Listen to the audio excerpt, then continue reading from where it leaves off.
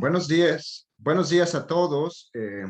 Agradecemos mucho su presencia en este simposio de bioética coordinado por el doctor Jorge Linares.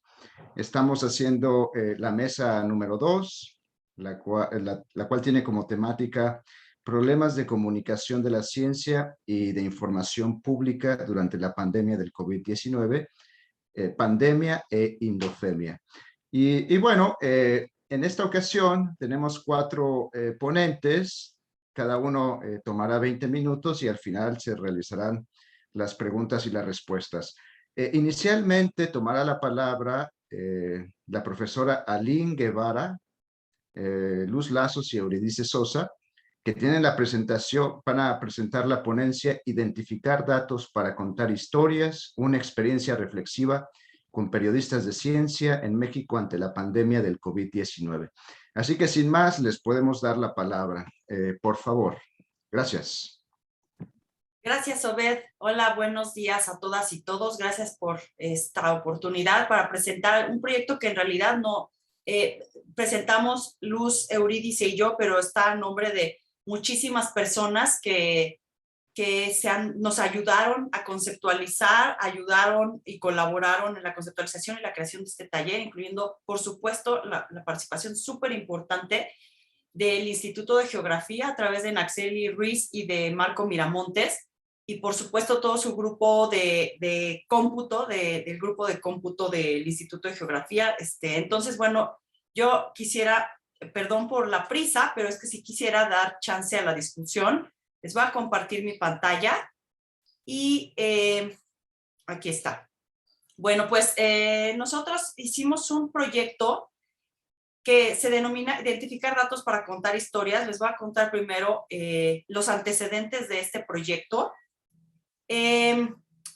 Primero, pues les voy a platicar sobre el panorama de la comunicación de riesgo durante los primeros meses de la pandemia, la evaluación de los sesgos en noticias de medios locales y nacionales de México, y luego cómo estructuramos un taller que buscaba identificar datos muy específicos producidos desde bases de datos oficiales y que se articulaban en una plataforma que creó el Instituto de Geografía, y luego para además hacer un ejercicio reflexivo de los propios periodistas de ciencia, ¿no? ¿Qué es lo que estamos diciendo, cómo lo estamos contando y cómo estamos echando mano de estos datos? Entonces, bueno, primero teníamos la idea de que necesitábamos acceso ante la situación de la pandemia que llegó muy rápido y ante la cuestión de que empezó a llegar información con estas características que según Wenjing y Gaisinski en 2020 nos dicen que se caracterizaba la comunicación de la pandemia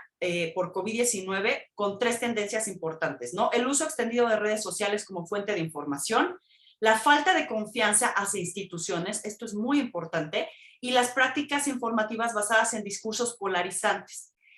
En el caso de México, lo que empezamos a notar, aparte de estas características, es que la información proporcionada tenía pocos efectos en las prácticas de la gente. O sea, las personas no acababan de entender muy bien, primero, por qué tenían que quedarse en casa, luego, o sea, una serie de situaciones que ante las recomendaciones que leían por todos lados, ¿no? Desde usar aguas de limón por litros hasta quedarse en casa, ¿no?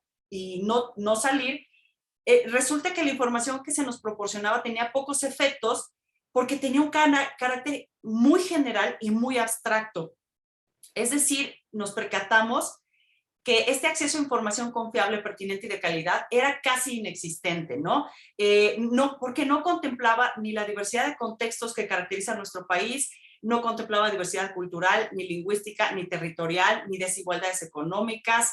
Es decir, no se dirigía a contextos específicos donde esta información tuviera sentido y pertinencia, ¿no?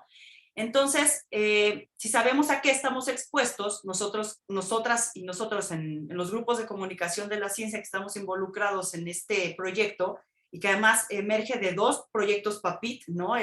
Un PAPIT que es sobre gestión y comunicación del riesgo, y el otro proyecto PAPIT que tiene que ver también con riesgos geológicos y riesgos de otros tipos. Los dos, uno está dirigido por Jorge Linares y Luis Gómez, y el otro estaba dirigido por Naxeli Ruiz desde el Instituto de Geografía, y el primero desde la Facultad de Filosofía y Letras, ¿no?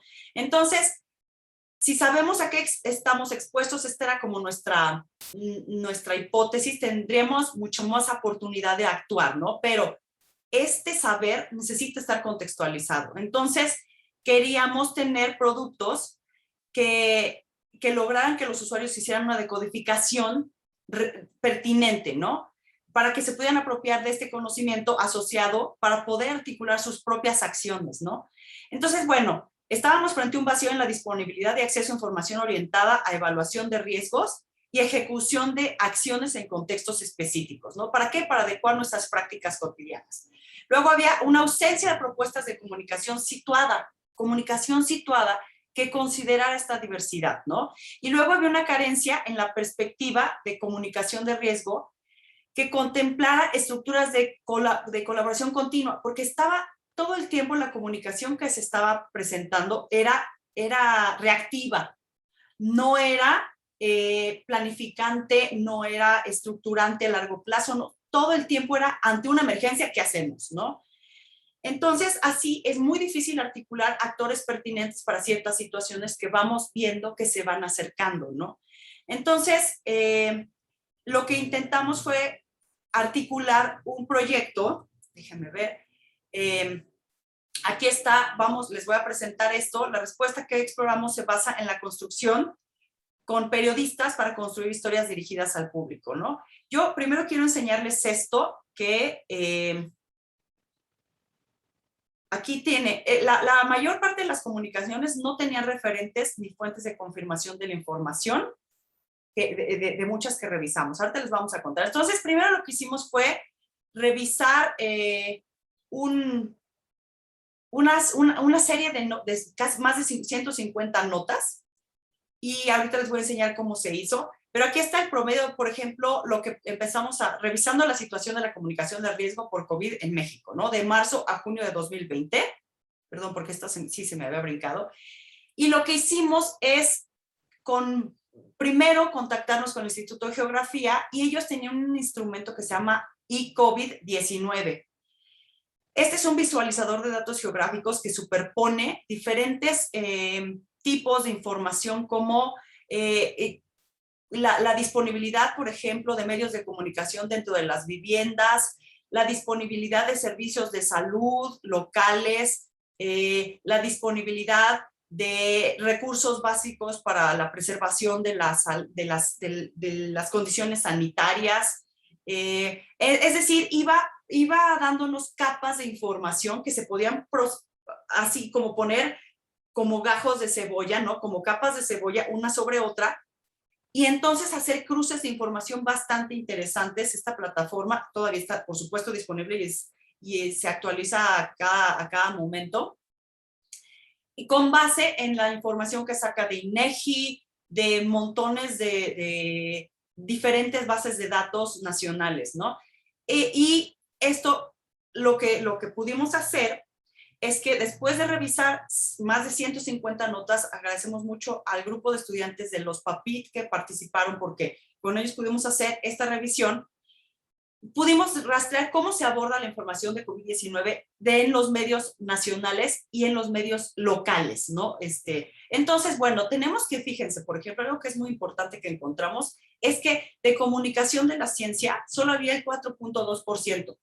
Es decir, que cumplía con los requisitos de explicitar en términos coloquiales información técnica, ¿no? Que pudiera ser comprendida por los diferentes públicos, ¿no? Todo lo demás eran noticias, reportajes, entrevista, testimonio, información técnica y una buena cantidad de opinión, ¿no? Pero se dan cuenta, el ejercicio de la comunicación de la ciencia está más bien reducido frente a las noticias. Ahora, las noticias, estos son los temas, salud, ¿no? De todo el espectro teníamos que casi todos se referían a la salud, a la cuestión económica, a cuestiones de orden social y muy poco al orden político. Y eso es bien importante. ¿Por qué? Porque es en el orden de lo político donde tomamos decisiones sobre el mundo común. Y son muy pocas las que había sobre cómo se toman decisiones, cómo se plantean argumentos políticos para ir en tal o cual dirección. Eso era como bastante interesante, ¿no? Entonces, bueno, una vez que teníamos esta rastreada, esta esfera de temáticas y de tipos, ¿no? de géneros periodísticos y estas temáticas, entonces la evaluación de los sesgos las pudimos hacer a través de 12 rúbricas que construimos. Todo esto se hizo previo al taller, ¿no? Se hizo el diseño de instrumentos para evaluar 2 dimensiones. Uno es la calidad informativa, y esto, ¿a qué se refiere?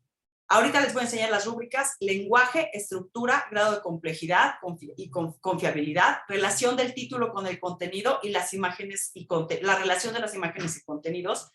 Y otra cosa que también quisimos recuperar muchísimo fue el orden de las heurísticas de la disponibilidad, ¿no? ¿A qué se refiere? ¿Qué sesgos teníamos reflejados en los materiales periodísticos que se nos van, ¿no? Como juicios de valor por la puerta de atrás y que no hacemos conscientes a la hora que estamos escribiendo un material periodístico, ¿no? O que también cuando estamos leyendo un material, desde lo que nos llega hasta de WhatsApp hasta lo que nos llega a través de Hugo López-Gatell, ¿no? Por ejemplo, ¿qué sesgos podíamos detectar? Entonces, bueno, lo que hicimos fue analizar muchísimos tipos de sesgos que son estas heurísticas de la disponibilidad, ¿no? Estas heurísticas que nos ayudan a nuestros cerebros a tomar decisiones rápidas, pero que si no tenemos conciencia en nuestra labor periodística sobre ello, se nos van y acabamos produciendo mensajes que no necesariamente abrevan el propósito de dar información contextualizada, necesaria, significativa para que la gente pudiera tomar acciones concretas dados sus contextos, ¿no? Y sus entornos.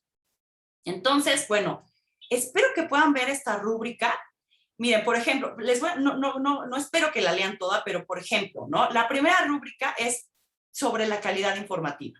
Lenguaje va desde el número 1, que es uso excesivo de adjetivos en la exposición del tema, sesgo emocional muy evidente, alarmista o nota roja, ¿no? Hasta el 5, que es muy técnico, es un reporte original con cifras, datos y referencias. Es decir, casi me traje el paper y pum, lo copié y lo pegué, ¿no?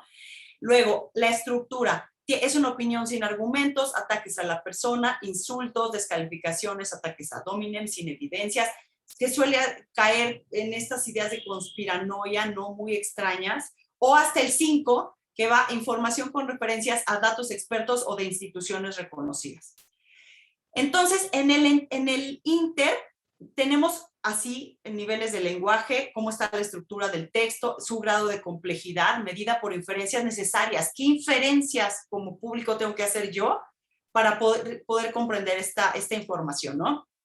Su confiabilidad, por ejemplo, información intencionalmente falsa para producir acciones o emociones de pánico, odio, polarización, desconfianza, datos no verificables, distorsiones, ataques personales, ¿no?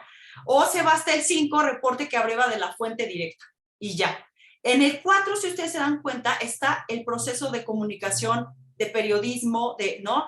Presenta inferencias que requieren conocimiento experto, información extratextual, pero la explica, interpretación apropiada a partir de varias fuentes pertinentes al tema tratado. O sea, digamos que el nivel 4 es el espacio donde podemos hacer enlaces significativos. Tratamos de hacer esta rúbrica dando una columna donde cupiera este lugar para que todos estos aspectos de lenguaje, estructura, complejidad, confiabilidad, la relación título-contenido y las imágenes con su contenido fueran apropiadas, ¿no?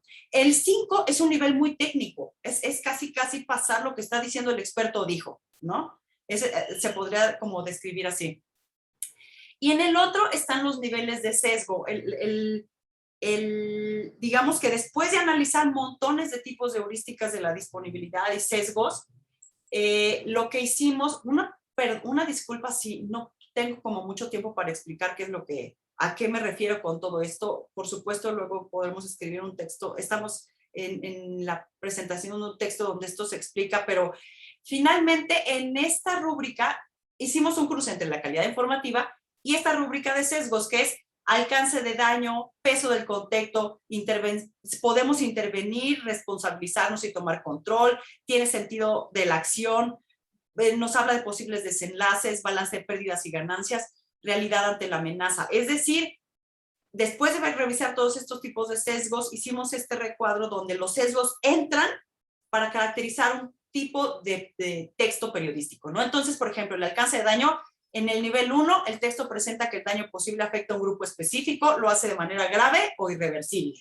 ¿no? Y en el 3 tienes un texto presenta que el daño afecta a muchas personas, pero en ningún caso parece grave. O sea, del lado 1 tienen aspectos muy negativos, se da a entender que no hay nada que hacer, se narra una situación sin que haya posibilidad de control, se presenta un texto donde no hay ganancias o beneficios que compensen pérdidas, mientras que del lado 3, pues tienes estas típicas narrativas de todo está bajo control, ¿no? Todo nos va a salir bien, la naturaleza es benevolente o esto se va a pasar. Podemos recordar al buen Trump, ¿no? Por ejemplo, diciendo, en abril ya todos vamos a estar como frescas manzanas y lechugas porque esto se va a morir, etcétera. Entonces, en el 3 está la minimización. En todo caso, en los dos extremos, lo que impides es la capacidad de acción y el sentido de contextualizar las cosas, ¿no? En el 2, si ustedes se dan cuenta, lo que está pasando aquí en el 2, en la rúbrica de niveles de sesgo,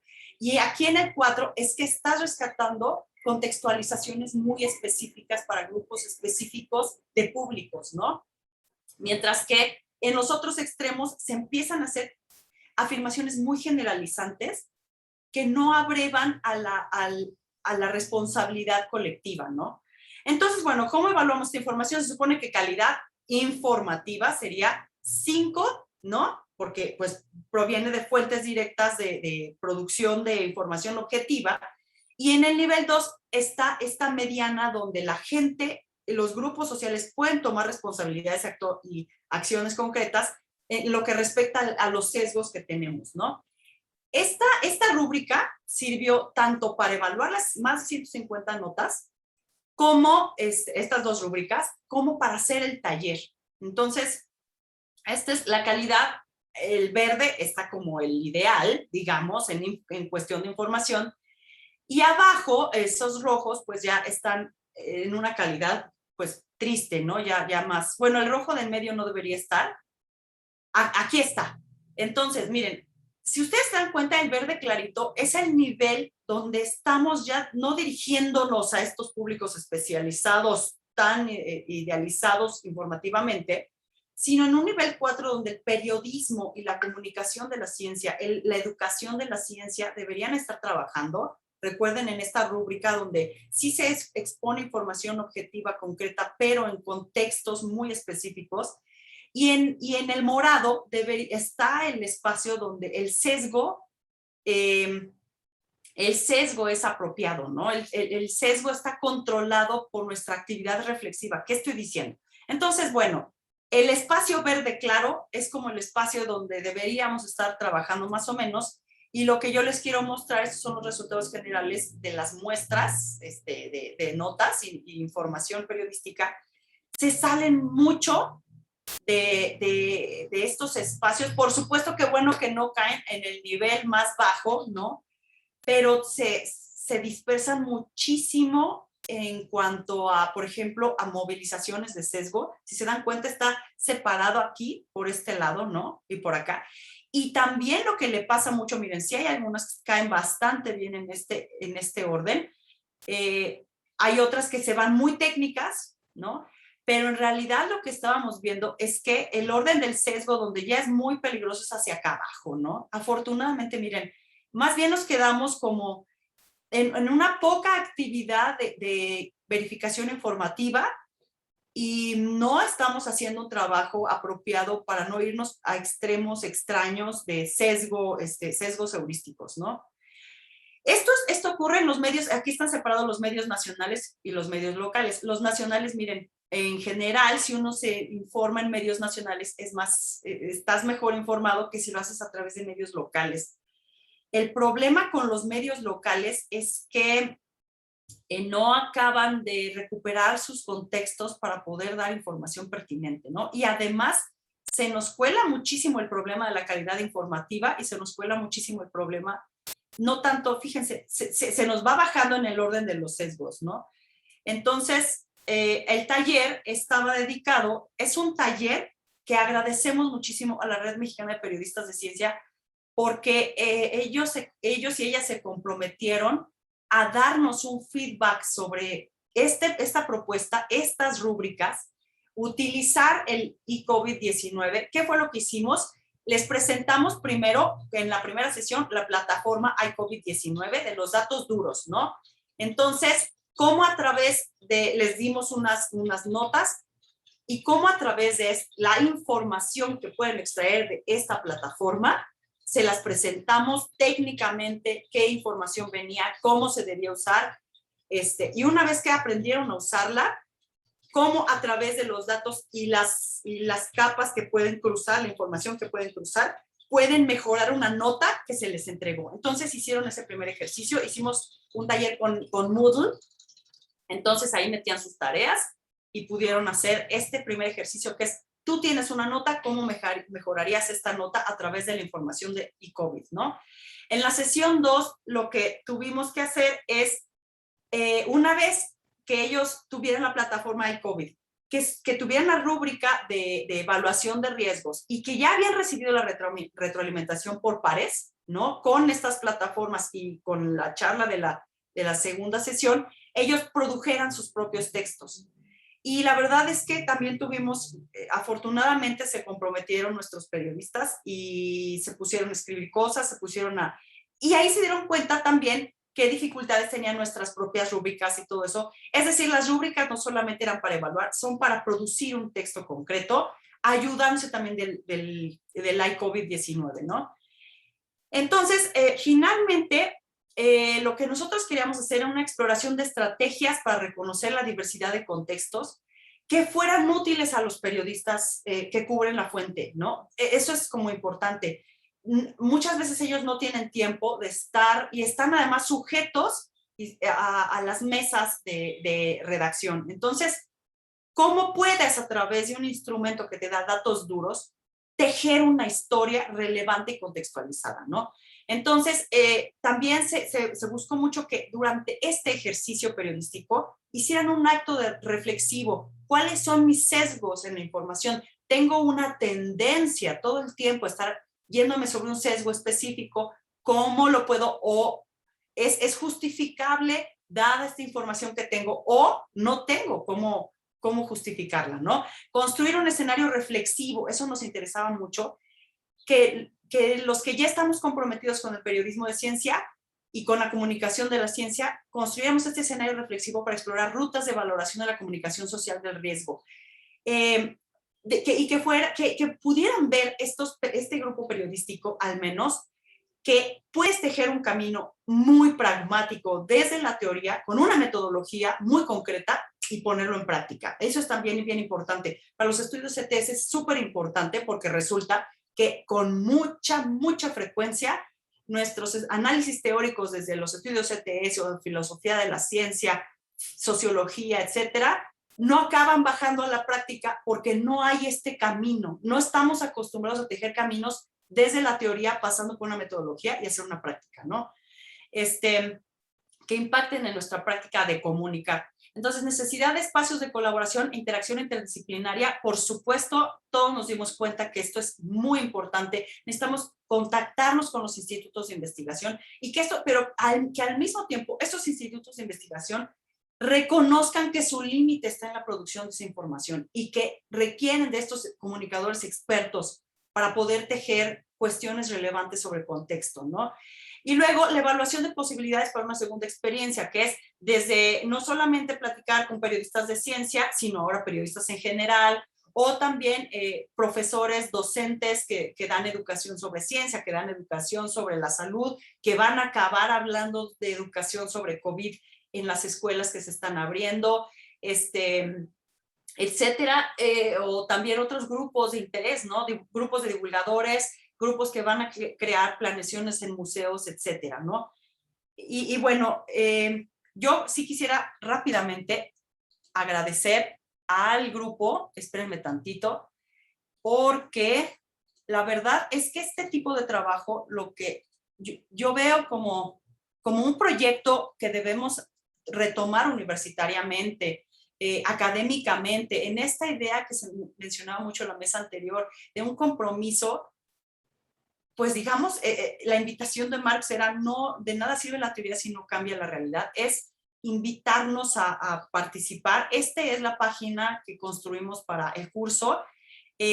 Aquí está, los puedo pasar, pero lo que yo quiero que vean es la lista de colaboradores y conceptualizadores y vienen de muchísimos lugares, o sea, desde ponentes de diversos lugares, implementaciones de web y el grupo de estudiantes, secretarias, la colaboración de investigación y registro de material periodístico, es toda esta gente la que armó esto. Y la verdad es que también fue todo el grupo de los dos PAPIT, son los dos PAPIT que están mencionados aquí, ¿no? PAPIT, los usos sociales de las plataformas geotecnológicas, análisis de las controversias científico-tecnológicas públicas en torno al Atlas de Riesgos de la Ciudad de México, y el PAPIT en el cual yo estoy, nosotras colaboramos, es Estudios de Ciencia, Tecnología y Sociedad para el Análisis del Riesgo. Y bueno, pues gracias, eso es todo, dejo la palabra.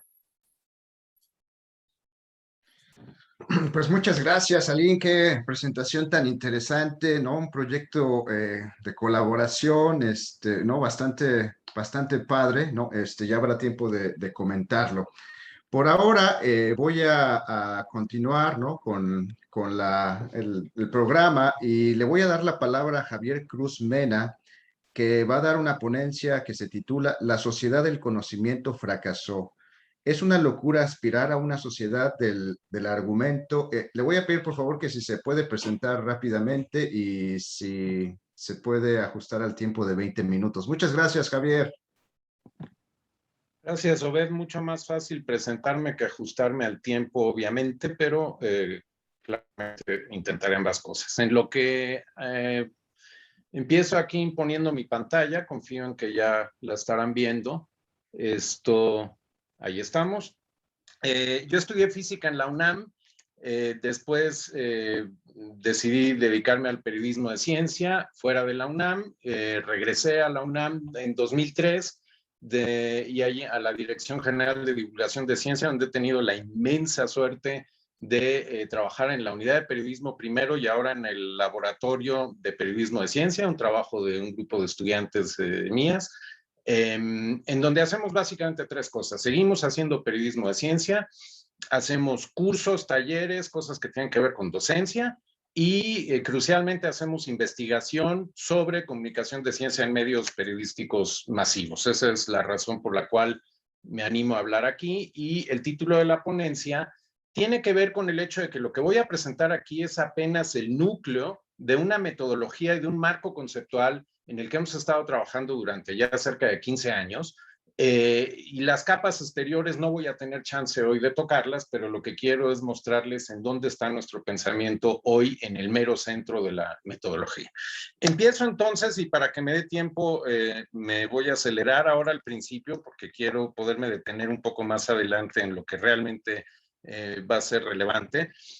Con esta provocación de si la sociedad del conocimiento, de la cual no hemos oído hablar en años recientes, pero al principio del milenio no se oía hablar de otra cosa más que de esto, fracasó. Y alego que sí, teníamos conocimiento sobre el uso de cubrebocas y sin embargo, esta es una imagen que más o menos ha sido común. Tenemos conocimiento bastante difundido sobre vacunas y sin embargo tenemos este tipo de reacciones en contra sin mayor profundidad tampoco. Y tenemos conocimiento, y lo tuvimos desde el año pasado, aunque muchísimo menos difundido, respecto de los mecanismos físicos de transferencia de virus de una persona a otra. Esos apuntaban desde muy temprano a que la ventilación iba a ser un elemento crucial para prevenir los contagios, y sin embargo es una idea que hoy, 1 año y medio después, todavía no termina de permear. La gente habla de ventilación como si fuera una opción y no como un elemento central. Entonces, en ese sentido, por lo menos, alego yo, sin meterme demasiado en eso, que la sociedad del conocimiento por sí sola como estaba, no parece haber funcionado, a pesar de que se supone que teníamos el remedio. Le damos conocimiento a la gente actuará reflexivamente, racionalmente, etc. Bueno, esto es una especie de caricatura del modelo de déficit que tiene sus bemoles y sin embargo no podemos escapar de él, pero ese no es el tema de la charla, por lo tanto lo dejo ahí nada más como una especie de provocación colateral. Pero me sirve para hablar de algo que Aline mencionó un poco tangencialmente al principio. Hace no muchas semanas empezó a circular esta petición impulsada por UNESCO y por organizaciones bastante confiables y reputables y que uno invitaría a cenar a casa, si pudiera, en que nos invitaban básicamente a firmar, esto en medio de la infodemia y los fake news y todo eso, ¿no? A firmar una petición para reforzar la confianza en la ciencia. Y entonces dentro del texto dice, en los últimos 12 meses, ahora son más como 19 meses, hemos podido ver cuánto tenemos que confiar en los profesionistas dedicados a la ciencia. El mensaje es confiemos en la ciencia y nos pedían entonces ir y firmar y apoyar y todo eso. Bueno, parece inobjetable, pero lo voy a objetar. Y lo voy a objetar ahora en el contexto de la COP de Glasgow que se viene en unas semanas, en preparación para la cual han aparecido una serie de documentos, declaraciones y cosas así, y me detengo en esta, que es declaración para Glasgow, firmada por medio centenar de líderes, no es poca cosa, que alegan que tienen influencia sobre miles de millones, alguno de ellos dijo el 80% de la humanidad. Ya podemos tomarlo como sea, pero en todo caso, yupi. Y dice cosas que son efectivamente inobjetables. La gente explota el planeta, causando cambio climático, la carga de las pérdidas y los daños es sobre los más pobres, etcétera. Nos comprometemos, dicen medio centenar de líderes, a responder a este desafío haciendo cambios transformacionales en nuestras propias vidas y en las vidas de nuestras comunidades. Todo eso súper bien, excepto que hay dos problemas. Primero, alego, está basado como un montón de comunicación pública de ciencia en apelar a la autoridad. Yo les mostré esta parte de la declaración tramposamente porque escondí esto. Es la declaración de líderes de distintas fes para la COP26, pero son autoridad. Entonces, el problema de apelar a la autoridad es que si se sostiene la máxima de Magister Dixit, entonces el arzobispo de Canterbury es una autoridad igual de válida que cualquier otra. Puede decir cosas lindísimas como que nuestro abuso, nuestra guerra contra el clima afecta a los más pobres de entre nosotros y luego seguirlas en la misma respiración con que la reconciliación con la creación en obediencia a nuestro creador proclama el amor a Dios. Este es un rincón extremo, si ustedes quieren, pero real, al cual nos puede conducir la apelación a la autoridad. Y coloca entonces en un nivel en principio indistinguible la proclamación confiemos en la ciencia con la proclamación confiemos en el creador. Si lo único que vamos a hacer es apelar a la autoridad, no hay manera de distinguir una cosa de la otra. Y ambas básicamente buscan lo mismo, confiar y tener fe. Este asunto de la confianza en la información y en las autoridades científicas es una discusión pendiente que quisiera tener aquí. Podríamos tener por horas, no la vamos a tener porque quiero moverme a otra cosa, pero quiero dejar señalado que es una discusión pendiente, el de si sobre todo como periodistas de ciencia, si confiamos en lo que nos dicen, si queremos que nuestro público confíe en lo que le decimos o si hay una alternativa. Veremos la alternativa, pero yo les dije que había dos problemas con este tipo de cosa. El segundo problema es que aspira a cambiar actitudes, algo de lo cual habló Aline también un poco al principio. El obispo de Canterbury lo tiene clarísimo. Dice, nos comprometemos a responder a este desafío, y esta primera parte la excluí tramposamente la primera vez, reflexionando profundamente en rezos, meditación y adoración, mediante cambios individuales y con nuestras comunidades. Entonces, ellos lo tienen bastante claro. Nosotros tenemos problemas. Problemas de comunicación pública de ciencia en la pandemia, que es básicamente a lo que nos convocaron hoy. Primer problema, la comunicación pública de ciencia y el principio de autoridad. Principio de autoridad entendido como las cosas son ciertas porque quien las dice es una autoridad, el Magister Dixit. Y yo alego, sin entrar en muchos detalles aquí, que muchísima de la comunicación pública de ciencia, incluido el periodismo, y no solo en México, es ejercida bajo el paraguas del principio de autoridad. Regresaré a eso más adelante. Años atrás, en una discusión en la DGDC sobre qué tanto teníamos que incluir ciencia en nuestros productos y servir al público, considerando las coyunturas de México y todas esas cosas, uno de los nombres más respetados y venerados, diría yo, de la divulgación en México decía, bueno, pero en una pandemia, lo presentaba como un caso hipotético, en una pandemia el mensaje tiene que ser ponte la vacuna y ya. Bueno, como Aline nos acaba de contar, este tipo de cosas no son, por más que suenen razonables, no parecen funcionar del todo y sin embargo es la forma dominante de comunicación pública de ciencia. Tengo evidencia, no me da tiempo de presentarla acá, pero bajo demanda la presentaré con todo gusto. El segundo problema tiene que ver con cambiar actitudes y eso aparte de que tiene un tono paternalista que deberíamos de discutir un poco, nos conduce a expectativas irreales. Entonces, los líderes religiosos lo tienen clarísimo y muy fácil. Su cambio de actitudes consiste en rezos, meditación y adoración. Los fake news lo tienen también bastante fácil, no es el tema de esta charla. Esta gente que pide cambiar actitudes que entonces ya se traducen en bajarle la temperatura al sistema de clima acondicionado, en usar menos el coche, en consumir muchísimo menos, ellos lo tienen bastante difícil. Ellas, porque tienden a ser mujeres jóvenes, lo tienen bastante difícil. Y más aún, si el objetivo de la comunicación pública de ciencia es cambiar actitudes y el cambio de actitudes no se produce, no tendríamos que reconocer entonces que nuestro esfuerzo fracasó y que lo tenemos que hacer de una manera diferente. Entonces, cada vez que alguien aspire a cambiar actitudes en su público con el ejercicio de comunicación de ciencia, tiene que entender que está atando la calidad de su trabajo a un resultado sobre el cual realmente tiene muy poco control, si es que tiene alguno.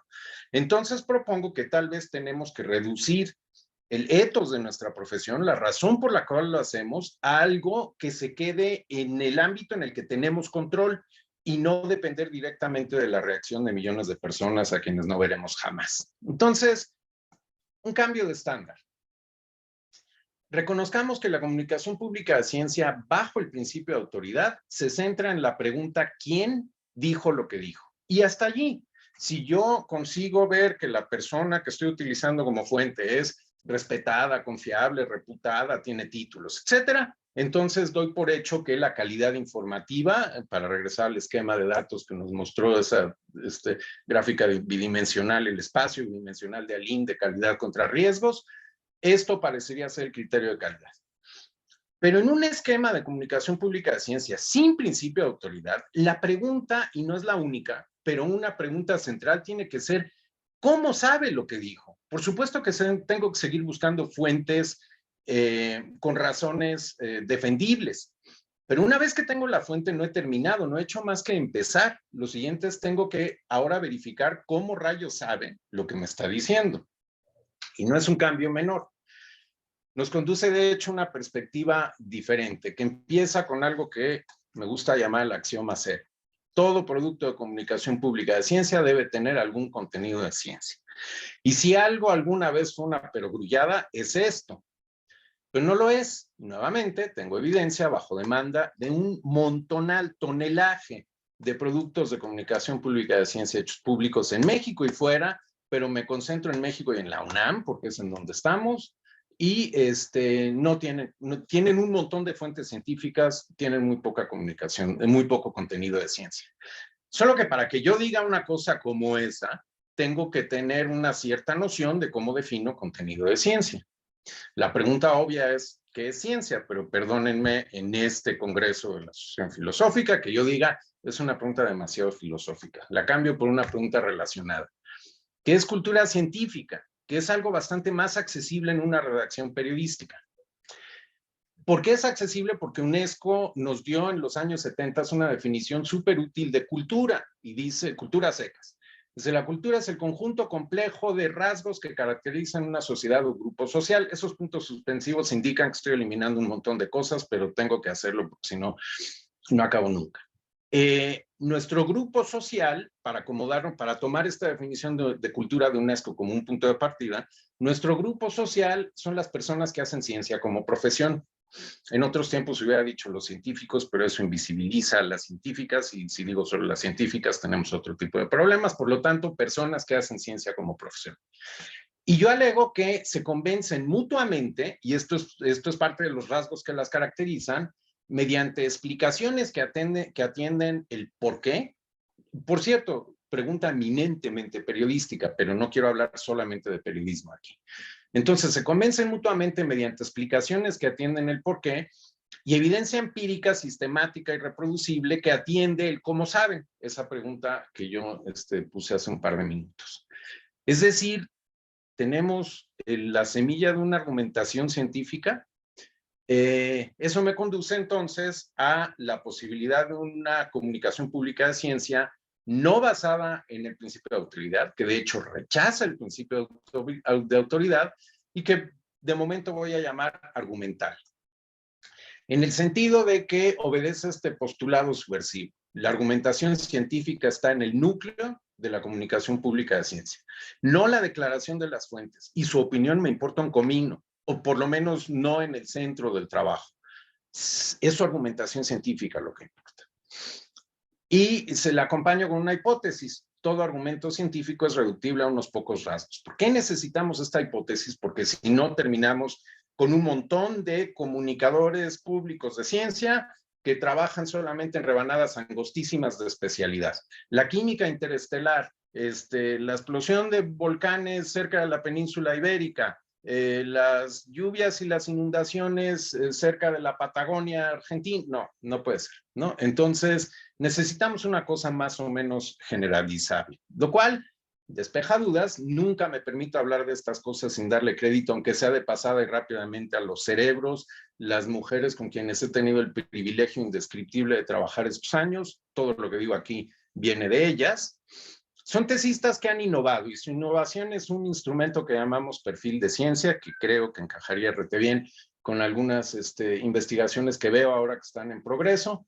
Son 8 rasgos que nosotros alegamos que son fácilmente reconocibles por cualquier persona que haya tenido una educación media respetable, de cierta calidad, y que todas ellas terminan siendo ingredientes de argumentos científicos. Y ahí está la clave de su uso en comunicación pública de ciencia.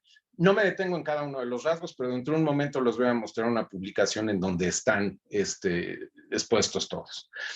Entonces, agrego una tercera hipótesis. Existe una metodología para hacer comunicación pública de ciencia que satisfaga el axioma cero, aquel que decía que todo producto de CPC debe tener contenido de ciencia. Esta es la publicación de la cual les hablaba, la escribió Itzel Gómez, está disponible, como lo ven abajo, en el repositorio de la DGDC, está disponible también en el de la UNAM, se puede descargar gratuitamente, etcétera. Y básicamente lo que se expone allí es que hace 3 láminas dije que tenía que responder qué era contenido de ciencia para que el axioma cero tenga sentido.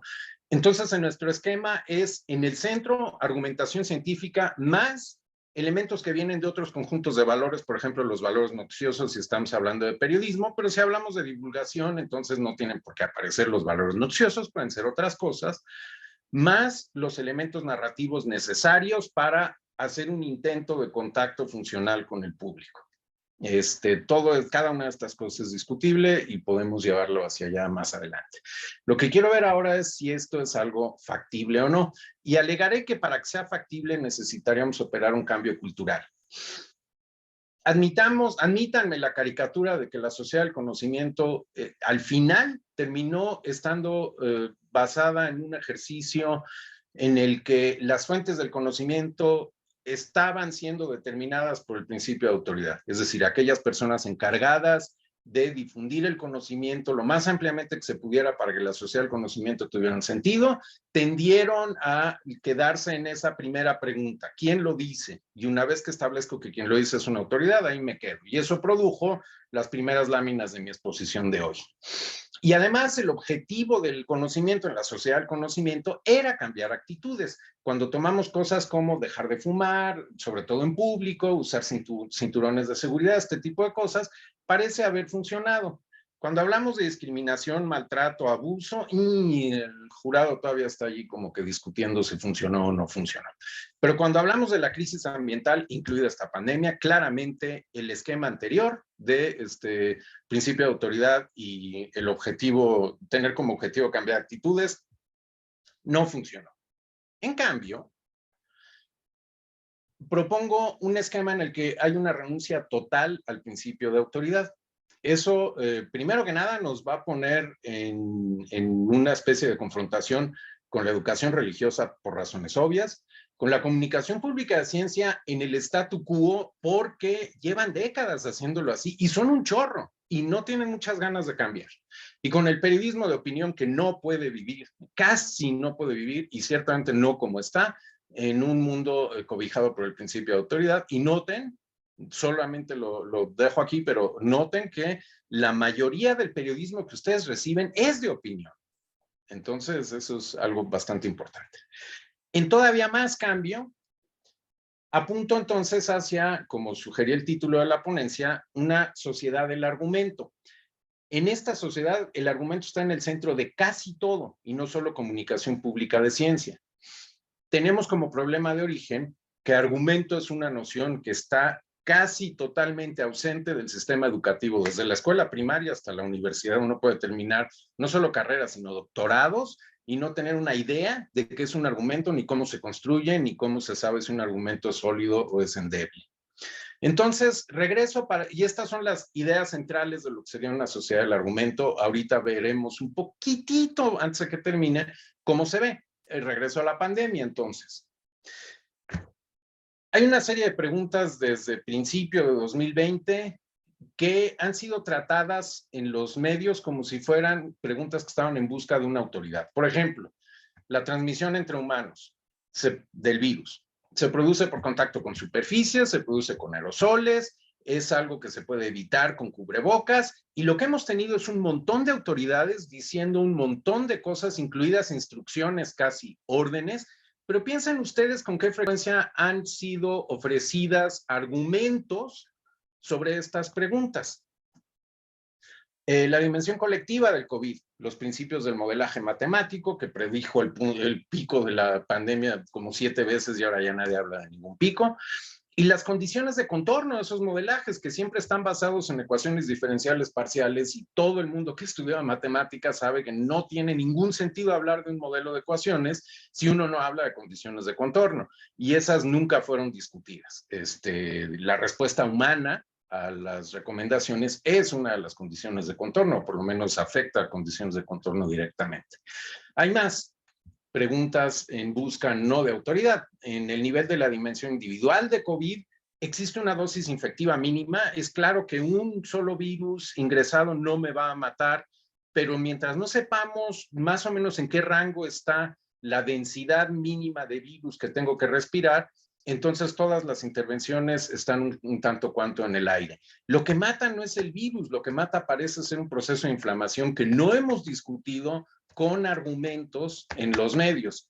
Y si es un proceso de inflamación, seguramente un perfil genómico, y nuevamente, a pesar de que hay información sobre esto en los artículos científicos, no ha sido algo que haya sido, ya no voy a decir discutido, sino argumentado en los medios. Y luego están las otras vid, no solo no solo la que viene de coronavirus. Y entonces voy a conectar con la mesa que nos antecedió, porque ahí se habló varias veces del concepto de una salud en el contexto de la zoonosis, y que la salud del humano depende de la salud de los animales con los que convive. Hay un concepto todavía más amplio que ese, que es el de ecosalud, que también se medio insinuó en la mesa anterior. La salud de la especie humana está directamente correlacionada con la salud de los ecosistemas que habitan. Y la ocupación de ecosistemas por el humano está directamente marcada por el aumento de densidad poblacional. Todas estas son preguntas que no pueden ser respondidas solamente con principio de autoridad, sino que están en busca de argumentos. Entonces termino mi ponencia señalando que hay razones para el optimismo. Hay una tendencia de cosas de las que podemos echar mano. Yo no tengo que presentar en este congreso a Stephen Tolmin, supongo que todo el mundo ha leído Uses of Argument, pero si no, híjole, es una absoluta joya. Anthony Weston escribió el libro de manual, digamos, para argumentos.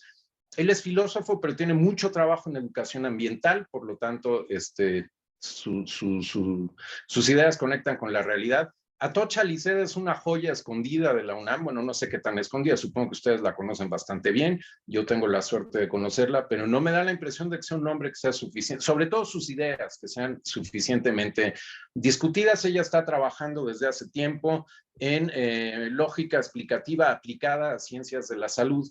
Hay más todavía. María Pilar Jiménez Alexandre tiene un libro que no tiene desperdicio, que se llama Argumentación, Educación de Ciencia. No solo de ella, ella lo coordina, y entonces toca con esa parte que yo decía, que la argumentación está ausente del sistema educativo. Bueno, ella alega, y lo hace brillantemente, que no se puede enseñar ciencia sin argumento, de hecho, ¿no?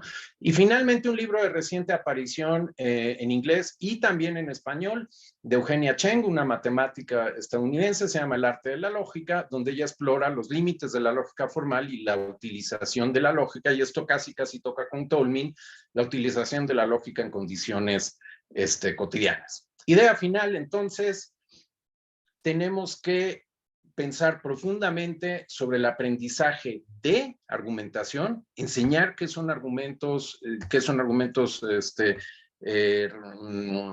sólidos, que resistan cuestionamientos y cuáles son endebles, pero también aprendizaje con argumentación, es decir, una revolución absoluta del sistema educativo. Eso es lo que yo alego nos llevaría a una sociedad del argumento. Y con eso termino mi ponencia. Gracias. Muchas gracias, Javier. Una interesante ponencia.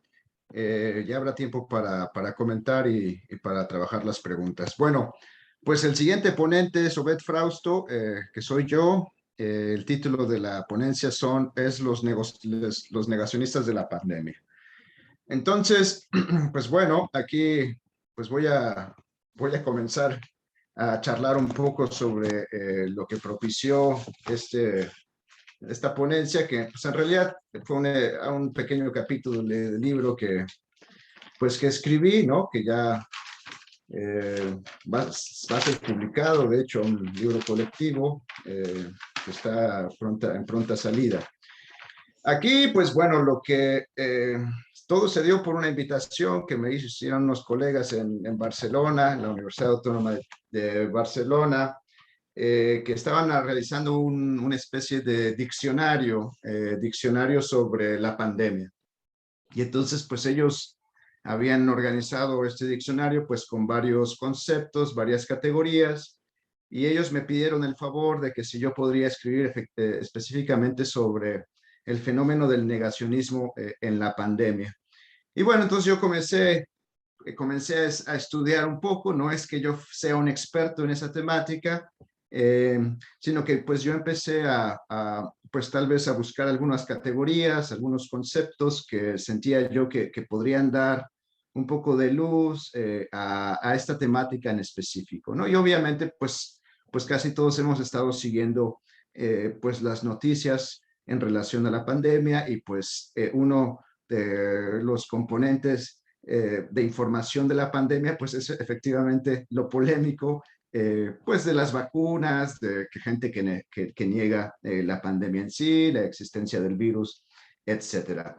Y entonces, bueno, para abordar este tema, yo estudié sociología y también hice la maestría en filosofía de la ciencia con especialidad de estudios, de estudios sociales de ciencia y tecnología. Y bueno, y pues he tenido este interés de entender socialmente este tipo de fenómenos. Ahora, yo utilicé realmente dos propuestas teóricas que, bueno, que son bastante conocidas. Está esta noción de la sociedad del riesgo de Ulrich Beck, ¿no? Que fue bastante desarrollada en la década de los 90. No solo fue él, ¿no? También estuvo ahí Giddens, un poco Luhmann trabajando la categoría de riesgo, ¿no? Y entonces sentía yo que esta categoría podía dar luz al tema del negacionismo, ¿no? En la pandemia. El otro tema que sentía yo que podía ayudarme a entender esta temática era un poco lo que Scott Lash habla de una sociedad de la información, ¿no? Que digo, que tiene mucho que ver con lo que ya se ha comentado aquí, Javier y Aline, pues han tocado en esencia, pues esta parte de la información, cómo la información circula, ¿no? Etcétera, y cómo, pues obviamente los ciudadanos, pues toman decisiones o no con respecto a esta información. Entonces, estos fueron mis dos, digamos, mis dos polos, ¿no? Para tratar de entender. Ahora, ¿qué es la idea principal que me gusta mucho de la sociedad del riesgo de Ulrich Beck? Bueno, él habla de una paradoja, diga, es un sociólogo, él habla trata de entender el concepto de la modernidad. Yo creo que algo novedoso que él plantea es que quizá vivimos una segunda modernidad. Recuerden que aquí el tema de la modernidad, pues una de las características fue la crítica, ¿no? En la primera modernidad hay una crítica, pues a la tradición, a lo tradicional, a lo religioso, ¿no? Y bueno, ahí está un poco el tema de esa modernidad. Lo que él considera es que quizás estamos viviendo una segunda modernidad, donde esa crítica, curiosamente, ya no es el objetivo principal, es la tradición, quizá lo religioso, sino que es la ciencia. Y bueno, por eso es que él habla que en general hay una pérdida de legitimidad de la ciencia, ¿no? Por este segundo momento de la legitimidad donde la crítica apunta a la ciencia misma. ¿Por qué? Porque, pues obviamente, en este siglo o en este tiempo nos encontramos con una sociedad que fue producida a través de la sociedad industrial, y que evidentemente la sociedad industrial tiene mucho que ver con, pues, el avance de la ciencia y la tecnología. Entonces, pues digamos que donde estamos parados ahora mismo, pues es un producto de una reflexión, de una materialidad de la tecnología y de la ciencia, ¿no? Y entonces, por ende, nos encontramos en una paradoja, de acuerdo con Ulrich Beck, en donde él considera que esa crítica está orientada a la ciencia. ¿Por qué? Porque está generando riesgos, es decir, la ciencia en el siglo XIX se vendió como una ciencia explicativa, con principios de uniformidad, con principios de observación, una observación cuidada, ¿no? Pero que tiene esta potencialización de transformación a través de un potente elemento de predicción, pero que digamos que en esta modernidad encontró que la ciencia producía riesgos, o sea, es decir, efectos que no estaban observados previamente por esta ciencia decimonónica, ¿no? Y entonces, pues ahí está un poco la paradoja, es decir, se amplía mucho el vórtice del riesgo, de los efectos no buscados de la acción, pero al mismo tiempo nos encontramos en un momento donde la ciencia y la tecnología pues se han puesto como la base de la sociedad. Es decir, es necesario en todo momento seguir utilizando la ciencia y la tecnología. Y bueno, esa paradoja me pareció fundamental, porque yo creo que los negacionistas se plantean sobre ese nivel, sobre esa pérdida de la legitimidad, que tiene que ver varias dimensiones. Una legitimidad en términos de, pues, o sea, es decir, cómo la ciencia entró en instituciones de poder políticas, ¿no? Y que evidentemente lo político se apropia, se adueña del discurso científico, y entonces usa motivos, razonamientos, es cierto, desde un principio de autoridad, en este caso estoy de acuerdo con Javier, ¿no? Pero basado en esta autoridad de la ciencia, y entonces, pues, por ende, vivimos una pérdida de legitimidad de política, y entonces, si el político usa este discurso científico, pues eso quiere decir que también embarra, digamos, en más términos más coloquiales, la legitimidad misma de la ciencia. Pero también tiene que ver con las vinculaciones económicas, ¿no? Es decir, pues sí, en esencia la ciencia pues ha extrapolado mucho sus dimensiones a tal nivel que, bueno, que también tiene que ver con implicaciones económicas, ¿no? Pero, pues, por ende, digamos, vivimos una sociedad donde, pues, hay una mayor desigualdad, mucho más inequidad, y entonces también hay digamos, un terreno para cuestionarle a la ciencia, ¿no? Entonces, esto alimenta el elemento de la pérdida de legitimidad de la ciencia. Bajo esta categoría que estoy yo planteando de la sociedad del riesgo de Ulrich Beck. Sobre la segunda categoría que yo encuentro en este concepto de la sociedad de la información de Scott Lash, él añade una idea muy interesante. Digo, él está tratando de atrapar, de comprender una categoría que es las formas de vida, ¿no? Digo, esto en la sociología es fundamental, ¿no? Wittgenstein, específicamente el segundo Wittgenstein, eh, apela un poco a un lenguaje que está situado en un contexto social, que sirve ciertas reglas, ¿no? Que está atrapado en esta actividad, en este comportamiento humano, ¿no? Y bueno, pues bueno, de ahí creo que la sociología abrevó mucho de esa cuestión de eso que se conoce las formas de vida, el Weltanschauung, que es la palabra en alemán, que pues de alguna manera se quiere referir a ello, ¿no? De ahí, por ejemplo, hay ideas interesantes en la concepción de las formas de vida. Por ejemplo, está Jürgen Habermas, cuando habla específicamente sobre la crisis de la legitimidad o legitimación en un capitalismo tardío, pues específicamente habla de una pérdida, ¿no? De sentido y significación de esas formas de vida, ¿no? Que ya posteriormente elaborará como una forma de colonización de los sistemas, ¿no? Tanto político, económico, cultural, que están distorsionando en sí mismo la diversidad y la pluralidad de esas formas de vida. Ahora, Scott Lash está sobre esa noción, pero lo novedoso de Scott Lash es que plantea una propuesta interesante aquí de atribuir una nueva novedosa de formas de vida tecnológica. O sea, es decir, cómo la tecnología en sí mismo ha transformado esta noción de las formas de vida. Y alude a una categoría que me parece fundamental de las interfaces. Es decir, que hay mediaciones de los sistemas fisiológicos humanos y de los sistemas cibernéticos, ¿no? Y esto es interesantísimo, ¿no? Porque pues de ahí abreva un poco al hecho de que pues la tecnología nos ha transmutado al ser humano. También esa sociedad de la información está conectada a eso. ¿Por qué?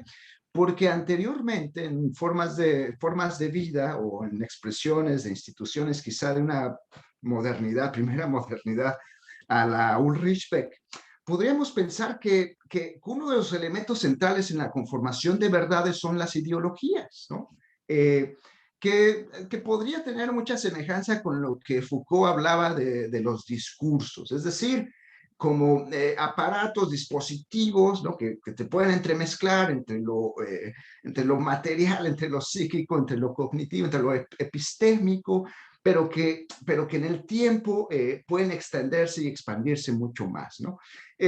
Obviamente la tecnología ha cambiado las nociones de la ideología. Yo creo que esa es la propuesta interesante aquí de Scott Lash, porque en realidad la información es, como está codificado a través del Internet y de redes sociales y de la computación y de lenguas cibernéticas y sistemas cibernéticos, pues ahora la información que pues antes pues era transmitida en estos espacios de forma de vida, pues ahora está mediada por la tecnología. Y entonces en esta mediación de la tecnología, la información se ha transmutado, se ha cambiado de tal modo que la información viaja a través de una codificación de bytes, de algoritmos, ¿no? De sistemas computacionales, que eso hace que las nociones de las verdades pues sean mucho más flexibles, ¿no? Que, que, que digamos que la distinción de verdad y falsedad puedan ser incluso hasta un poco más difusas, ¿no? Donde también por la capacidad computacional y de estos espacios cibernéticos, pues hay una información que te ahoga, ¿no? Es tanta información que está en el Internet que, bueno, que de repente es muy difícil pues organizarla, ordenarla o como Javier mencionaría ahí, crear un argumento. Es decir, nos vemos ahogados en tanta información y nos es difícil pues contrastar esa información o darle alguna referencia, ¿no? Y que bueno, y que ahora con lo que está pasando con Facebook, pues ahora todavía es incluso más tétrico el asunto, ¿no? Porque son la industria, son las corporaciones, ¿no? La que promueve cierto tipo de algoritmos que aluden específicamente a formas de verdad que están construidas sobre afectos, sentimientos como el odio, ¿no? Y que eso de alguna manera pues mantiene nos mantiene tan pegados a las redes sociales, ¿no? Y que obviamente tienen que ver con pues lo que es la ganancia y el beneficio. Y bueno, esto me ayuda mucho, son dos elementos fundamentales. Por un lado, la pérdida de legitimidad de la ciencia, ¿no? Y por el otro lado está la parte esta de la sociedad de la información. Ahora, aquí combiné algunos elementos, ya teniendo estos dos polos, empecé yo a pensar en algunas características particulares donde se podrían trastocar estos dos elementos y que nos pudieran dar un poco de luz sobre la explicación de por qué surgen con tanta fuerza estas nuevas expresiones, ¿no? Esta posverdad, como algunos dirían, o estas expresiones de negación, de negacionismo pandémico. Bueno, por un lado está la pérdida de la legitimidad de la ciencia, así con su conexión con lo político, sus efectos en lo político, los efectos en lo económico, su efecto en lo social a través de estos riesgos, pero también tiene mucho que ver con la producción misma de la ciencia, ¿no? Hay una relativa lentitud en la producción del saber científico. Digo, esto no es que sea malo, es que así es la ciencia, ¿no? La ciencia, al momento en que produce saber científico, pues es una producción lenta, pausada, a través de una revisión de pares, ¿no? Que pues lleva su tiempo, lleva su elaboración, no solo eso, pero también es una hipótesis que se va preparando, es hacer un tipo de ciencia que se va produciendo pues en laboratorios, con artefactos, con instrumentos, que evidentemente requiere su línea de temporalidad. Pero pues la sociedad parece ser que está en una línea de temporalidad distinta al de la ciencia, ¿no? Porque ahora con la línea de temporalidad, con estos ciberespacios, ¿no?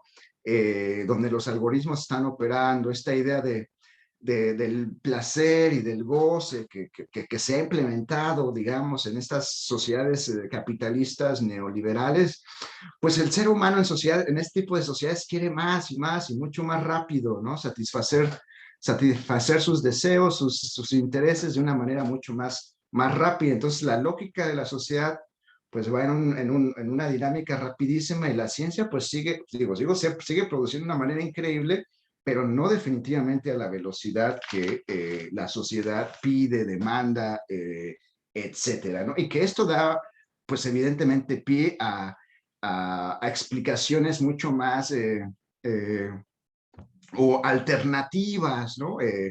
O producciones de saberes que, bueno, que están en contraposición a ese saber científico, ¿no?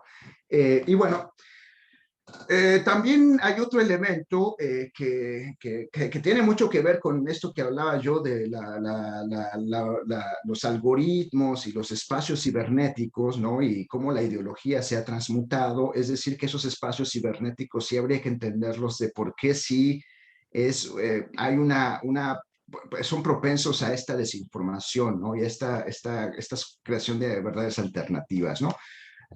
Información basura, eh, las redes sociales aniquilan la pluralidad social, ¿no?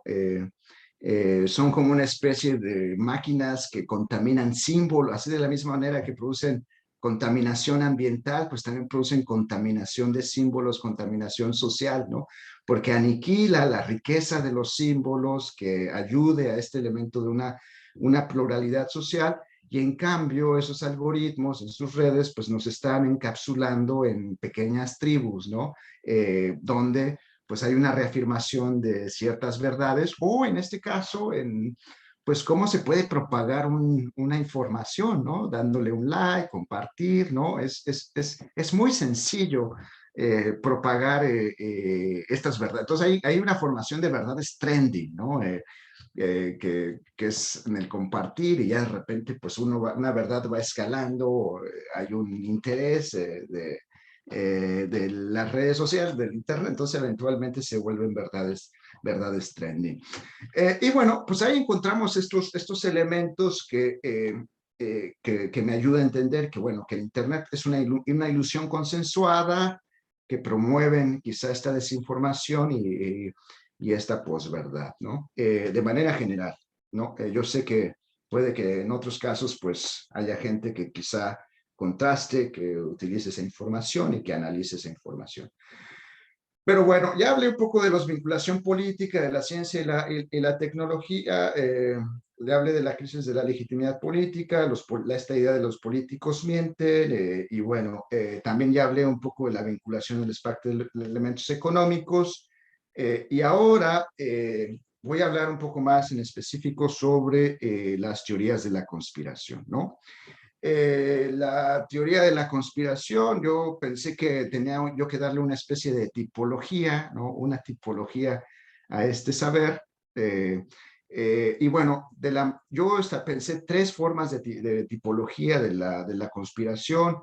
Lo pensaba yo en un orden político, ¿no? Que tenía que ver con pues, las teorías de conspiración de las Torres Gemelas, de si el hombre llegó a la luna, de si Colosio, que si Kennedy, o algo que tiene que ver con el ámbito político, ¿no? También, pues yo clasifiqué otro nivel que es de teorías de la conspiración anticientíficas, ¿no? O sea, que tienen que ver no solamente sobre la cuestión de la ciencia. Ahí encontramos los negacionistas del cambio climático, los antivacunas, encontramos ahí a los planistas, y bueno, ahí podemos encapsularlas. Después hay una tercera dimensión, un tercer nivel que yo le llamaba la teoría de la cultura pop, ¿no? Estos conspiracionistas están más relacionados con pues, la cultura pop de la industria fílmica de los 70, de los 80, que tienen que ver con teorías como de los Illuminatis, de razas reptilianas, bueno, más o menos así, que tienen un poco más con este elemento de la vinculación, ¿no? En esencia, yo pensaba y ahí he tenido yo unas conversaciones con Miguel Zapata con respecto a ello. Quizá él me ha convencido un poco más de llevar su agua a su molino, ¿no? Él me enseñó me compartió algunas lecturas donde el argumento era que las teorías conspiratorias, más allá de que si eran pensamientos, digamos, irracionales o digamos, faltos de un proceso, una elaboración, de un esfuerzo quizá racional, pues él hablaba mucho bueno, estas lecturas, estas perspectivas, hablaban de un esfuerzo cognitivo irracional, o sea, es decir, que incluso esas narrativas, pues hacen un esfuerzo y juegan con sus datos y elaboran y crean. Hasta cierto punto pueden ser críticas porque cuestionan una realidad dada, una información dada y obviamente elaboran una idea alternativa, una historia, una teoría alternativa, ¿no? Y entonces, aquí es donde yo empecé a pensar un poco, bueno, esto es interesante, quizás las teorías de la conspiración son, pues, no sé si llamarles críticas hasta cierto punto, o no sé cómo, y entonces eso me hizo conectar un poco con las teorías críticas, o sea, es decir, ¿cuál es la diferencia entonces entre una teoría de la conspiración y una teoría crítica, ¿no? Porque al final las teorías críticas, parte del fundamento es cuestionar y criticar una realidad fáctica, ¿no? Y a través de esa realidad fáctica, pues la teoría crítica puede producir una idea alternativa, digámoslo, casi de manera similar a la conspiración, aunque son distintas, son de diferente índole, ahí es donde yo lo encontré, ¿no? Porque lo que yo pensaba era que la teoría crítica, mientras que en la teoría crítica, y bueno, no lo sé, hay un elemento de prescripción del mundo, hay un elemento normativo del mundo, pues digamos que mejorarlo, hay una idea de producir algo novedoso o algo nuevo, ¿no? También lo hace, ¿no? Pero yo creo que los sentimientos de la teoría de la conspiración se basan en la denuncia, el delirio, un sentimiento de persecución. pues que de repente aluden a este tipo de expresiones un poco más eh, segregadas, más separacionistas en el diálogo con otras perspectivas y otras ideas, ¿no? En cambio, las teorías críticas, pues yo creo que el planteamiento normativo que se plantea ahí es pues la empatía, la caridad, o así debería de ser, donde se puedan compaginar ideas de la pluralidad del pensamiento y de la perspectiva. Ya con esto creo que termino. Creo que, y en esto estoy de acuerdo, en esto estoy de acuerdo y tuvimos un diálogo con Miguel Zapata, ¿no? Donde se hablaba un poco era necesario entablar ese diálogo. Es decir, si que la ciencia realmente quiere enfrentarse a estas teorías de la conspiración, pues es necesario tener un espacio público abierto donde se presenten estas alternativas y obviamente a la luz y al calor de la argumentación, al calor de la revisión de los datos o de los medios utilizados para adquirir esos datos y esa información, pues digamos que el ciudadano común puede llegar a decidir por sí mismo, pues cuál es la teoría que más consistente o la teoría que apela a este nivel todo de verdad.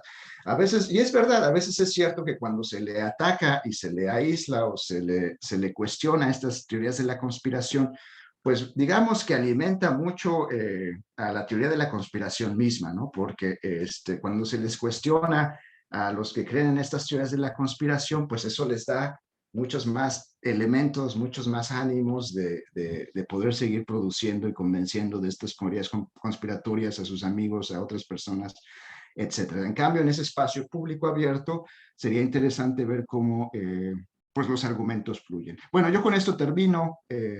Muchísimas gracias.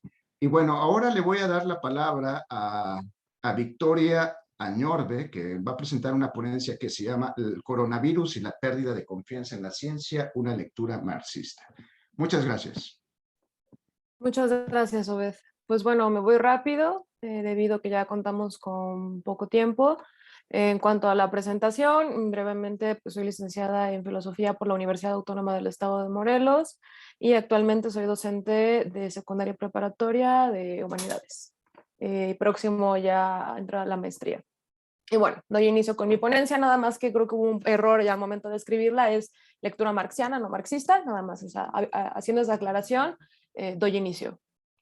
Nuestro escenario actual es la crisis del coronavirus. A inicios del 2020, la pandemia se propagó por el mundo y como acto seguido, las múltiples contradicciones y absurdos de nuestra existencia social se hicieron evidentes. Desde la industria alimentaria estadounidense, arrojando comida a vertederos en plena recesión, debido a que donarlos representaba un enorme costo, los trabajadores de primera necesidad convirtiéndose en vidas sacrificables a fin de salvaguardar la permanencia del modo de producción actual, y por mencionar otro ejemplo, el rechazo en cierto sector de la población a las recomendaciones de especialistas en materia de salud, como el uso de cubrebocas en espacios cerrados y la toma de temperatura para acceder a centros comerciales, supermercados y negocios, bajo la creencia de que el virus no existe o que la tasa de mortalidad es una exageración. En el presente texto es de mi interés reflexionar sobre este último tema. Los especialistas pasaron a ser charlatanes y las medidas sanitarias un ruin intento de controlar a la población. Las escenas pandémicas han sido variadas, desde enfrentamientos entre personal de seguridad e individuos que se oponen a que les sea tomada la temperatura al alegar que el artefacto mata neuronas, hasta quienes aseguran que el uso de cubrebocas causa hipoxia, pudiendo atentar contra la salud de los usuarios, o que la aplicación de la vacuna resulta perjudicial. Pues bien, el trasfondo del asunto lo que deja en evidencia es una pérdida de confianza en la ciencia. Han pasado casi 2 años y a pesar del número de muertes, continúa la creencia que niega la existencia del virus y ve con recelo las recomendaciones de expertos en materia de salud. La comunidad científica miente. El termómetro infrarrojo fría cerebros, los cubrebocas pueden generar daño cerebral, las vacunas alteran el ADN. ¿Por qué en un momento en el que la ciencia tiene un papel fundamental en la crisis, la población desconfía de ella hasta llegar al punto en el que prefiere sostener semejantes creencias? El problema no es nuevo. La pandemia solo sirvió para mostrar lo que ya de por sí sucedía. Desde hace varios años existe el movimiento antivacunas que ha traído de regreso enfermedades como la polio y la viruela. También están quienes ven con terror la llegada del 5G. ¿Qué decir de los terraplanistas, los cuales administran miles de foros en la red donde aseguran tener evidencias para sostener que hemos vivido bajo una mentira? Lo cierto es que vivimos un momento de desconfianza respecto a la ciencia, al tiempo que nos encontramos frente a la crisis global. Irónicamente, esto sucede a la par de acontecimientos como la presentación del robot humanoide Tesla Bot, que lo presentaron hace como un mes o dos, que pretende reemplazar el trabajo humano en determinadas actividades que nadie quiere hacer, y el proyecto Neuralink, que consiste en la implantación de chips en los cerebros de un grupo de cerdos que pueden mostrar su actividad neuronal, ambos desarrollados por empresas propiedad de Elon Musk. Sucesos que fueron percibidos como geniales y dignos de celebrar. ¿Por qué un tipo de producción de conocimiento científico es vista con malos ojos y otra se considera el epítome del progreso? ¿Cuáles son algunas de las posibles razones que han producido dicho fenómeno, incluso durante la pandemia? Hay una serie de factores a considerar si queremos comprender el estado de desconfianza actual y la incredulidad de ciertos grupos. Ahora bien, dado que este texto es un ensayo, me atreveré a ensayar los posibles factores que han influenciado para que existan personas que le temen a los termómetros infrarrojos, los cubrebocas y las vacunas. Marx, Bichker y Debord entran a escena. Las posibles causas que se imbrican son: 1. Una concepción fetichista de la reproducción social. 2. Desconocimiento generalizado de cómo se produce el conocimiento científico. Y 3. Solo nos interesan la ciencia y la tecnología cuando se nos muestran de manera espectacular, sin ningún tipo de responsabilidad política y social de por medio. Ahora bien, a inicios de la Revolución Industrial en Inglaterra, un grupo de artesanos que había perdido su forma de vida con la instauración del sistema fabril emprendió una campaña con el objetivo de destruir las máquinas a través de las cuales la burguesía incrementó el grado de explotación y precarización del trabajo asalariado. El martillo de Enoch era su arma, la rabia su motor. Nos referimos a los luditas. La antesala: los propietarios de los medios de producción optaron por invertir en capital constante, dejando a un lado el capital variable, pues el primero incrementa la ganancia y productividad al eliminar el factor humano. Vaya, las máquinas no tienen necesidades fisiológicas ni llegarán a proponer la organización de un sindicato, por ahora. Citando a Julius Vandal en La cólera de Luz, cito: las máquinas son percibidas tanto por los obreros como por los patrones como instrumentos de la dominación y la heteronomía, o dicho de otro modo, como máquinas para quebrar la voluntad, ahogar el espíritu, aniquilar los placeres y suprimir la libertad.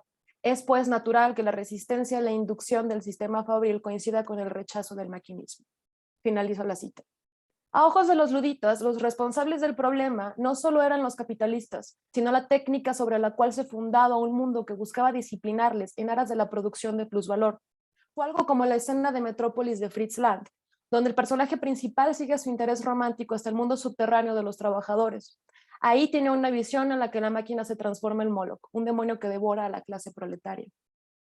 Casi 2 siglos después, el escritor Ernest Junger comentó durante una entrevista, cito: a menudo la técnica tiene algo de asombroso. Es cómico, pero a veces mientras hablo con alguien por teléfono, todavía tengo la sensación de llevar a cabo no solamente un acto posibilitado por la técnica, sino también por algo mágico. Fin de la cita. Ambos casos tienen un punto en común: luditas y la reflexión de Junger. Aquello producido por los humanos en tanto mercancía parece estar dotado de cualidades mágicas y autónomas. Marx lo denominó fetichismo. ¿Será que el rechazo hacia la ciencia y la tecnología es producto de una perspectiva fetichista? ¿Estamos viviendo el renacer de los luditas en el siglo XXI? Ya lo dijo Marx en su momento. La historia ocurre 2 veces, la primera como una tragedia y la segunda como una miserable farsa.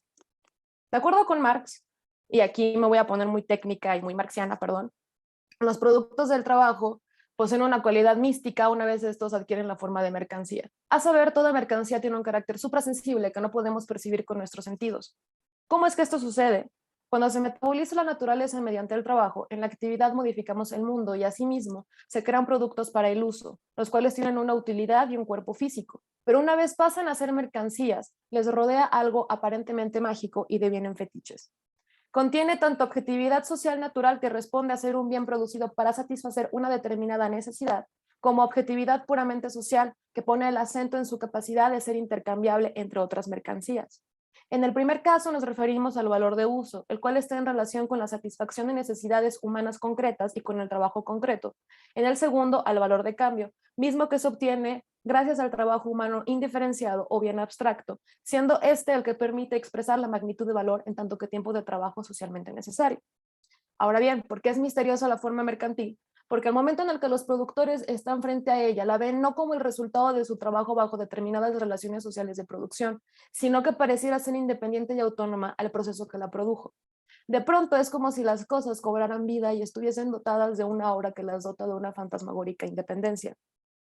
En consecuencia, nuestro mundo y el de las cosas se invierten, deviniendo en que las mismas relaciones sociales pasen a ser objetos. A su vez, el trabajo es un proceso de subjetivación en el cual la vida queda subordinada a la lógica de la acumulación. Lo social aparece como objetivo y se naturaliza el ocultamiento del proceso productivo, haciéndole creer a los productores primarios que la socialización entre individuos acontece en virtud del intercambio mercantil, de la mera relación entre cosas. Desde la escisión entre productores primarios y los medios de producción en subsistencia se hace posible el fetichismo de las mercancías. A raíz de la separación, no hay una voluntad real ni participación en el proceso creativo por parte de los trabajadores al momento de producir y reproducir su mundo. Los medios les han sido enajenados. Lo que hay ahora son relaciones sociales entre cosas y no entre personas. La única forma que tienen para vincularse es bajo la luz del intercambio mercantil. Así pues, en el mercado las mercancías son las que rigen. Estas, siendo objetos producidos a través del trabajo humano, terminan por aparentemente someter a sus creadores. El mundo estaría puesto y dispuesto por y para la producción de plusvalor, el sujeto autónomo del capital. Pasamos a ser lo que Marx denominó guardianes de las mercancías, las cuales son a la vez fetiches. Todo lo producido y las propias relaciones sociales habrían de rendir pleitesía al modo de producción capitalista. Ahora ya vamos a vincular el fetichismo y la ciencia. Existen múltiples blogs y canales de YouTube que sostienen la existencia de lo que denominan el nuevo orden mundial. Terraplanistas, antivacunas, enemigos del 5G, opositores del cambio climático y demás personas que niegan la veracidad de la opinión científica son algunos de los muchos que apoyan esta visión de la política y de la economía global. Aseguran que existe un grupo ultra secreto conformado por la élite que confabula para tener el control de nuestras vidas. Algo similar a los extraterrestres de Day Live, que pretenden llevar a cabo un plan de dominación total a escondidas. Están ocultos y en todos lados. Se trata de una interpretación fetichista de la modernidad capitalista. Pues bien, no hay nada mágico ni existe un complot reptiliano. Somos testigos del pleno funcionamiento del capitalismo, donde la acumulación de plusvalor es el fin de todas nuestras relaciones sociales. No existe algo detrás ni o debajo. Las atrocidades acontecen a plena luz del día. Moloch no nos está engullendo. El trabajo abstracto es ya de por sí ese gasto de nervio, cerebro y músculo que termina siendo absorbido por las mercancías para que adquieran su valor. La visión fetichista de nuestra existencia social afirma que vivimos en dos planos, el sensorial y el suprasensorial. La producción científica tendría asimismo un doble estrato de presencia, propiciado por el rechazo, consciente o inconsciente, a concebirlas como producto del trabajo humano. Aunado a lo anterior, se conforman dos posturas contradictorias y a su vez coincidentes. Por un lado, la total incredulidad respecto al desarrollo de las fuerzas productivas. Por otro, la entrega absoluta al nuevo dios de la modernidad. En el primer caso, el conocimiento científico resulta ser un sistema monstruoso, plagado de Frankensteins, doctores Frankenstein, Strangeloves y viciosos Mengeles. En el segundo, es el lugar adecuado para poner nuestra fe ciega en su progreso y eterna bondad, bajo la promesa de que la repartición justa bajo la promesa de una repartición justa de la riqueza en un futuro. Ciencia, tecnología se convierten en el terrible Moloch o en cambio son el camino para llegar al reino de los cielos.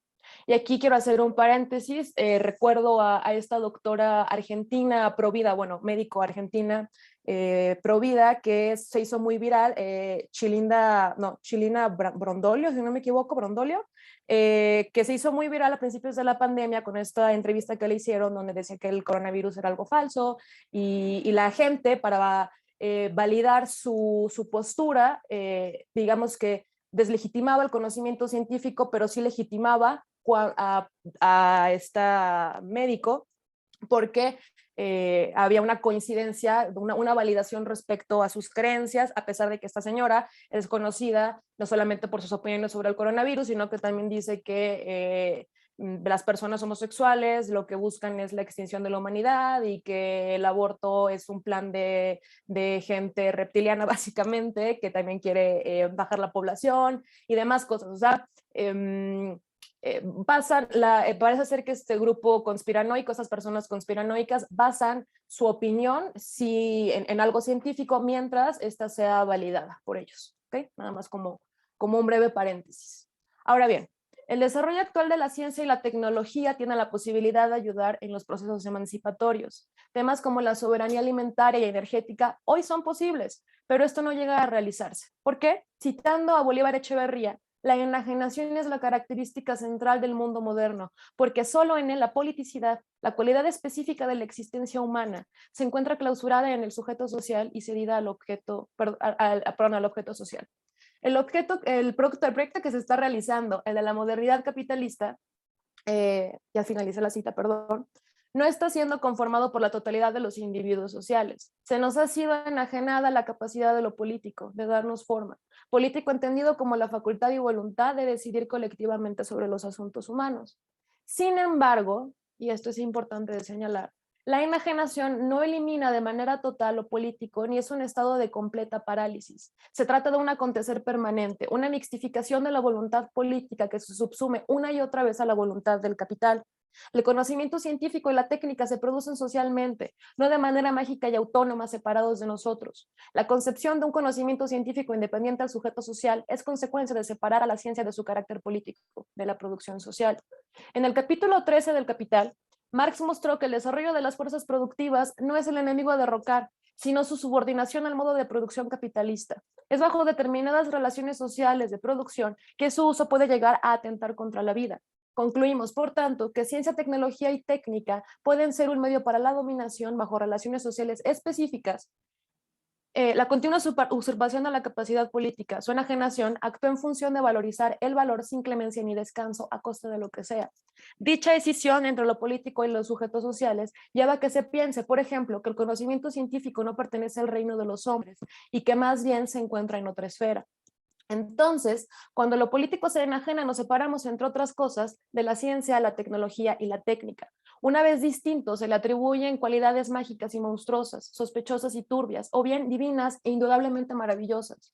Bajo la postura de desconfianza extrema, las vacunas sirven para esterilizar a la población y el coronavirus fue creado por científicos con el propósito de aniquilar la especie humana. Si la actitud es de absoluta confianza, la divinización del conocimiento científico hace de él nuestro nuevo Dios, un objetivo que brinda certezas incuestionables. Ambas posturas, incluso siendo antagónicas, son producto del fetichismo y la enajenación. Amiga o enemiga, sagrada o demoníaca, sea cual fuera el caso, ciencia, técnica y tecnología estarían aparentemente separadas de la sociedad, sin posibilidad de ser usadas para darnos forma a voluntad y conciencia.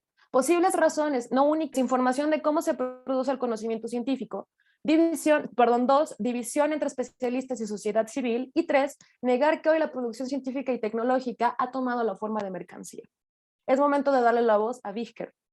De acuerdo con él, la visión estándar que se tiene de la ciencia dentro de la opinión pública es consecuencia del desconocimiento sobre cómo se produce el conocimiento hoy día. Permea la idea en la cual lo que se busca es obtener verdades últimas y principios indiscutibles. La visión estándar que se tiene de la ciencia afirma que su fin es la certeza. Donde esta no existe, mañana la habrá. Sin embargo, tal visión ha sido superada en una buena parte de la comunidad. Encontrar resultados contradictorios respecto a lo que ha sido postulado ya no sorprende a nadie. La controversia no es la excepción, sino la norma. Una postura reduccionista recriminaría que entonces la contradicción es consecuencia de errores o mentiras. Lo mismo sucedió en este periodo pandémico. La OMS ha hecho públicas sus recomendaciones y estudios a una velocidad tal que sus descubrimientos han entrado en contradicciones múltiples veces. Esto alimenta el clima de la polémica en una sociedad que espera recibir certezas y no resultados que se oponen a lo antes afirmado. Para la visión estándar de la ciencia, esto resulta inaudito e invita a sospechar las posibles intenciones de la comunidad. A la vez, en la actualidad existe una visión constructivista de la ciencia dentro de la propia comunidad científica. Se reconoce que el conocimiento no se descubre al observar y después cuantificar resultados, sino que se construye y produce socialmente. Que algo se construya no quiere decir que sea falso. La aproximación constructivista trabaja con una gran cantidad de expertos en otras áreas, no solo de las denominadas ciencias duras. Esta democratización de la investigación científica la dota de un estado de apertura en la cual sus propios métodos pueden ser puestos a discusión. Claro está, no todos en el gremio comparten esta postura. No hay que olvidar que la ciencia es una institución con protocolos, filtros y jerarquías financiada por el gran capital de acuerdo a sus intereses, pudiendo favorecer al valor de cambio sobre el valor de uso. Y aquí distingo entre científicos y la institución. Ojo, nada más. Por poner un ejemplo, en 2015 la OMS reportó que el tocino y la salchicha resultaban cancerígenos. Sin embargo, la American Cancer Society continúa apoyando el consumo de carnes procesadas, que claro, está validado por médicos. Los inversionistas han adquirido el poder de dirigir la investigación científica a su antojo, llegando a basarse en una buena publicidad y no hechos, como el caso de Elizabeth Holmes, que ahorita es súper polémico, y su empresa fraudulenta Theranos. Para funcionar, la ciencia y la tecnología requieren de inversión, sea pública o privada. En la modernidad capitalista, los estados han optado por una organización del tipo neoliberal. Por ende, este sector se alimenta en su mayoría de capitales privados. La financiarización busca imponer su hegemonía en muchos casos en la producción a fin de incrementar el plusvalor y centralizar la ganancia para los distintos monopolios y oligopolios. La inyección de capital en diversas actividades productivas muchas veces actúa en función de incrementar la riqueza, no de mejorar las condiciones de vida actuales. Tomando en cuenta lo expuesto anteriormente respecto al fetichismo y la enajenación, no es que ciencia, técnica y tecnología sean esencialmente destructivas, no, claro que no, sino que se encuentran subsumidas por el capitalismo, el cual sí es violento y coercitivo. Su separación del seno de la sociedad divide el mundo entre expertos y no expertos, científicos y no científicos, conocimiento certero y creencias. Esta decisión marca una línea que nos lleva a contemplar en lugar de interactuar con la producción del conocimiento científico, sin que nos molestemos en comprender cómo se desarrolla. Antes de terminar este apartado, es momento de pensar qué son los investigadores. Se trata de proletarios, pequeñoburgueses, demiurgos, descendientes de la esfinge. Lo cierto es que producen y lo hacen a través del trabajo asalariado. El resultado es materializado en mercancías, sea en la forma de un paper académico, un chip que se implantará en el cerebro de un cerdo o la vacuna contra el coronavirus. Los productos del trabajo poseen valor de cambio y serán llevadas al mercado para ser vendidos, entrando en la vorágine de la circulación mercantil capitalista. Así pues, los investigadores son productores e incluso a ellos se les enajena el resultado de su trabajo. Cuando se logra encontrar la cura contra el cáncer, esta no pertenecerá a los productores primarios ni a la sociedad civil, sino a la farmacéutica que financió el estudio, misma que podrá determinar el precio a su antojo. Podemos concluir que los investigadores son productores de mercancías. Aunado a ello, los productos del trabajo científico pasan por un proceso de despolitización que los aparta de la esfera social, deviniendo en que solo podamos acceder a ellos a través de la compra. Y por último, estos estarían subordinados a la valorización del valor, haciendo a un lado el valor de uso. El desarrollo de los medios de producción ha alcanzado un punto en el cual es posible lograr la total superación del hambre, pero los vertederos se siguen llenando con alimento. El estado de decisión en el que vivimos respecto a la producción científica ha propiciado que la forma en la que nos acercamos a la vitrina del conocimiento científico sea bajo el papel de espectadores. Profundicemos en este tema. Pues bien, Göteborg llega al escenario. De acuerdo con la sociedad del espectáculo, la separación es principio y fin de una sociedad que vive bajo la espectacularidad. El espectáculo es un principio de la relación social donde se vive en la representación, sin posibilidad de acceder directamente a la realidad concreta. Para enmascarar el carácter crudo de su ejercicio, el capitalismo desarrolló una suerte de filtro que oculta información sobre cómo opera. Así pues, todo lo que nos rodea estaría mediatizado y representado por el capitalismo como un intento de impedirnos conocer su forma real de producción. Esta distorsión generalizada de cómo percibimos el mundo naturaliza la decisión entre sujeto social y politicidad, de la que ya hablamos antes. La vida mediatizada solo puede relacionarse con su mundo a manera de pasiva espectadora. Resultado de esto, el espectáculo se torna en realidad y se pierde la capacidad de transformar el mundo. Mostrar el lado verdadero del capitalismo abre la posibilidad de romper la barrera que nos separa del mundo real para reapropiarnos de él. El problema radica en que la separación se nos muestra e impone siempre de manera espectacular en cada uno de los aspectos de nuestra vida, al punto de aturdirnos. Y creo que en cuanto a los medios de comunicación y más durante la pandemia, sí llegamos a un punto de aturdimiento respecto a cómo viajaba la información y cómo la recibíamos. Nada, ni ciencia, técnica y tecnología se salvan del espectáculo. La realidad surge en el espectáculo y el espectáculo es real, cito aquí a Debord.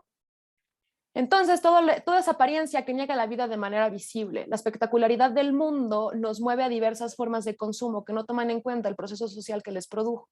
A modo de ejemplo, pensemos en la presentación que realizó Apple en el 84 de la Macintosh 128K, primer ordenador personal con interfaz gráfica de usuario. El espectáculo fue perfecto. Steve Jobs se convirtió en la imagen por excelencia del carismático tech genius y el público estaba asombrado con el producto. Una realidad mágica y espectacular se desplegó. Todos querían salir corriendo para comprar el aparato. Nadie consideró ni un segundo las relaciones sociales que lo produjeron, ni mucho menos la explotación del trabajo que se llevaba a cabo en las líneas de ensamblaje. Tiempo después, el primer iPhone fue presentado en el 2007. De nuevo, la audiencia estaba eufórica. ¿Quién iba a darse el momento de pensar en los minerales que estaban dentro, como el cobalto extraído en República del Congo a través del trabajo infantil? Vivimos en un momento de la historia bastante paradójico respecto a la visión que se tiene de la ciencia y la tecnología. Cuando los científicos nos exhortan a cambiar nuestros hábitos, los resultados de sus investigaciones siempre pueden ser puestos en duda. Ya lo vimos con el coronavirus. El hecho de el cubrebocas, la vacuna y demás son un tipo de responsabilidad social y política. En cambio, si nos presentan el maravilloso y último Tesla, no hay nada que sospechar si su batería de litio es producto del ecocidio en Sudamérica. Lo espectacular nos despierta confianza e interés, la seriedad y la responsabilidad son molestas. El cerdo de Elon Musk, el de 4 patas, representa la promesa de un futuro mejor, en el que podemos tener chips implantados en nuestros cerebros, con los cuales almacenaremos nuestros recuerdos y a la par ser testigos de cómo la conquista por el pan nunca llega a ser consumada. Y aquí ya último párrafo de mi texto. Como podemos ver, no es posible dar una única respuesta respecto a la visión que se tiene hoy día de la ciencia, la tecnología y la técnica. Existen una serie de procesos contradictorios a considerar que mantienen esa I copulativa. La ciencia es motivo de desconfianza para muchos y el lugar en el que otros tantos han depositado su fe, un medio para la dominación y nuestra herramienta en diversos procesos emancipatorios. Espectacular y con la capacidad de ayudarnos a transformar el mundo. Todo eso es la ciencia, no podemos nada más definirla de una sola manera y creo que esto ayudaría como a comprender cómo se llevó la crisis del coronavirus, porque es una tensión irresoluble, creo yo. Es la autoridad desautorizada, eso es la ciencia, la tecnología y la técnica. No es posible definir de manera general el estado de la cuestión. Cierto es que, como hemos visto, las tres poseen un carácter político en tanto que son producto construido socialmente. Dado que vivimos en la modernidad capitalista, es importante discernir su forma de reproducción social si queremos hacerle frente. Por ende, quizá valga la pena tomar en cuenta el problema del fetichismo y la enajenación cuando se quiere estudiar la paradoja de la autoridad científica, y esto a su vez nos ayuda a comprender por qué la sociedad civil desconfía de los termómetros infrarrojos y los cubrebocas y las vacunas, y no del empresario que desarrolló un robot para desplazarle del lugar de trabajo. Ya, muchas gracias. Pues bueno, muchas gracias, Victoria. Pues bueno, ya es una 45, 46. ¿Cómo ves, Jorge? Pues sí, lamentablemente se nos ha ido el tiempo. No sé si del staff, la siguiente era la presentación de un libro, pero se ha cancelado. De todos modos, no podemos alargarnos mucho. A ver, les preguntaría a los muchachos del staff si podemos alargarnos un poquito, 10 minutos. Sí, está. ¿Cómo ven? Sin problemas, adelante. Sí. Ok, entonces vamos a pasar a preguntas y respuestas. Ha sido muy interesante todo lo que han planteado, por supuesto. Y adelante, Obed, no sé si hay preguntas por ahí en el Facebook o entre ustedes que puedan dialogar un poco o aclarar algo que si creen que les faltó. Bueno, Aline precisar. quiere hacer una pregunta. A ver, Aline, y ya después, quizá a lo mejor lo que podemos hacer es hacer las preguntas y ya después damos otra vez la palabra a los ponentes, ¿vale? Aline, por favor. Vale. Bueno, a mí creo que me parece que está muy interesante de todas las mesas es este problema de la autoridad y legitimidad de los grupos científicos de los grupos tecnocientíficos, para ponerlo en una sola palabra, ¿no? Y yo nada más quería plantearles la cuestión de que parece que se ha discutido que esta valoración de la confianza está sujeta a 3 aspectos que puedan ser, refrendar tres cosas que públicamente se espera de estas élites, ¿no? Uno es su capacidad técnica, es decir, que realmente puedan dar cuenta de lo que está pasando con su formación científica y lo que ellos pueden informar al respecto, ¿no? Pero no solo es eso, también tiene que ver con su valoración axiológica, es decir, cómo han podido refrendar desde el orden de lo ético y lo moral lo que ellos ofrecen también desde el lado epistémico. Esto es, esta idea de objetividad y de certeza que también nos ha explicado Victoria, por supuesto, cómo han podido ellos refrendar eso desde el orden axiológico, ¿no? Y luego también tiene que ver con cómo se ha tejido esta imagen desde el orden mediático, ¿no? Cómo desde el orden mediático hemos representado esta autoridad de la ciencia que se sustenta en su supuesta capacidad de objetividad y certeza y control, ¿no? Sobre los problemas que nos aquejan. Porque eso es lo que hemos ofrecido a través de la comunicación de la ciencia y la educación y los medios de comunicación principalmente, ¿no? Desde la divulgación y todo esto. Entonces, a mí lo que me interesa también mucho es que creo que coincidimos mucho en que esto ha enmascarado el problema del sustrato, ¿no?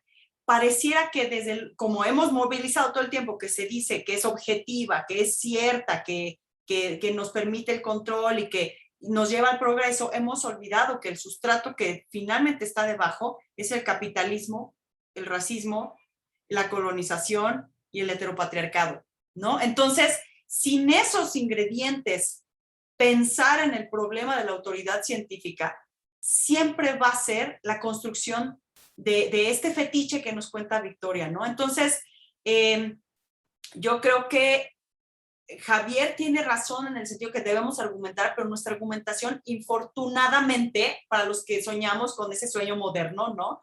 En algún momento cuando nos volvimos comunicadores o divulgadoras o lo que sea, o periodistas, no puede sustentarse solamente en información científica o en los argumentos de la ciencia y la tecnología.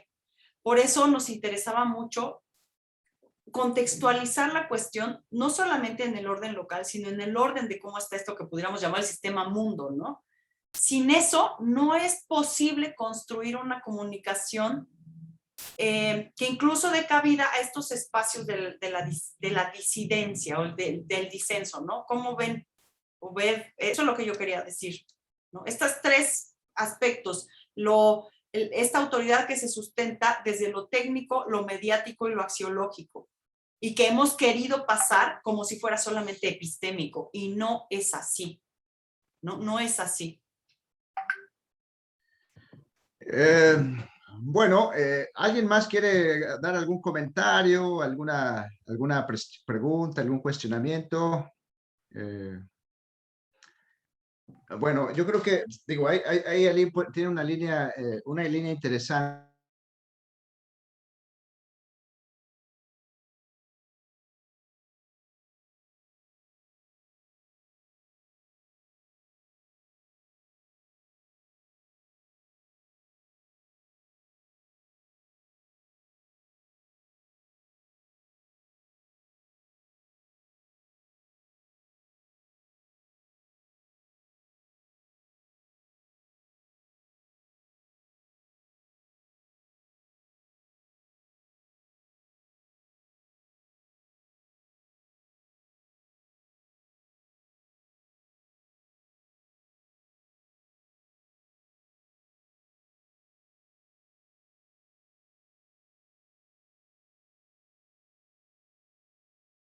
Aspectos normativos de la ciencia, pues se basa mucho en un modelo liberal, ¿no? Pues, o sea, es decir, un espacio simétrico donde se intercambian razones, argumentos y se validan a través pues, de las observaciones, de los datos que se han recuperado, etcétera, pero como un espacio neutro, ¿no?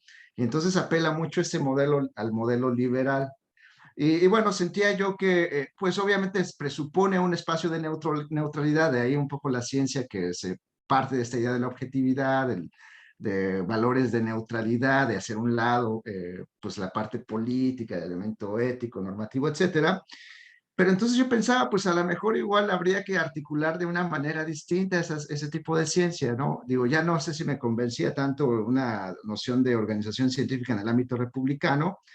Y entonces pensaba yo, bueno, pues a lo mejor igual puede ser comunitario, ¿no?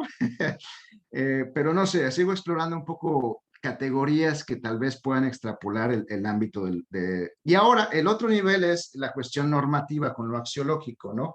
Yo creo que en esencia lo axiológico es una tarea que no se le ha dado quizá el acento necesario a la cuestión de la ciencia en el elemento de la neutralidad, porque, no sé, yo siento que al dársele una neutralidad, una objetiva, es una forma normativa, es una expresión normativa y valorativa, ¿no?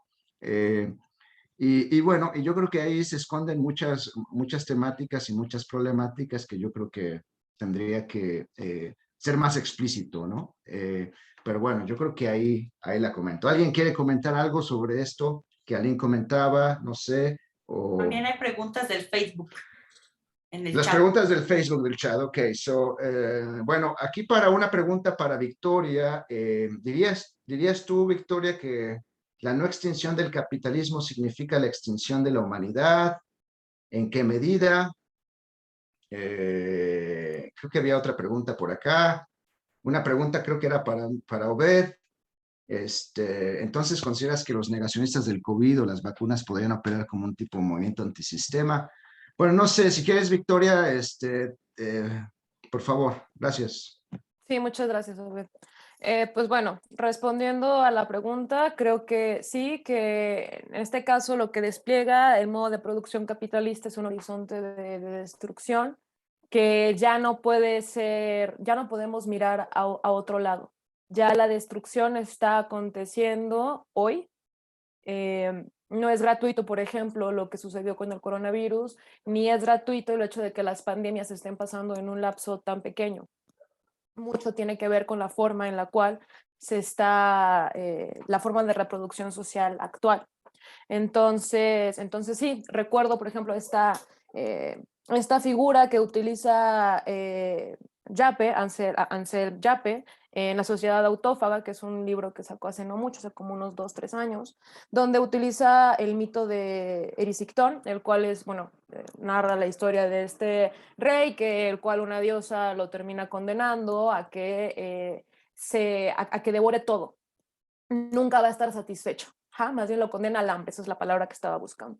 Entonces se termina comiendo todo lo que encuentra el rey, hasta el punto en el que ya no tiene nada, se come a sus hijas, se come a su gente, o sea, se come todo, hasta el punto en el que se devora a sí mismo.